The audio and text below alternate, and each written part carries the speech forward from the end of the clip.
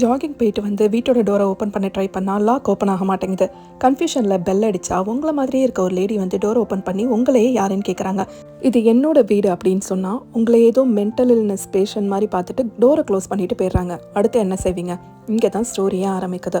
ட்விஸ்ட்டுக்கு மேலே ட்விஸ்ட்டுன்னு ஸ்டோரியில் அடுத்து என்ன நடக்க போகுது, யார் இதை செய்கிறாங்கன்னு கொஞ்சம் கூட கெஸ் பண்ண முடியாத அளவுக்கு ரொம்ப பரபரப்பாக இருந்த mind bending psychological thriller story தான் த ஹஸ்பண்ட்ஸ் ஒய்ஃப். டைட்டிலே செம்மையாக இருக்குல்ல. இந்த ஸ்டோரியை படிக்கும் போது ஒரு தாட் வந்துச்சு.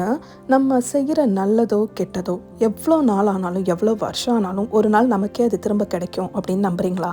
அப்படின்னா கீழே கர்மான்னு கமெண்ட் பண்ணுங்கள்.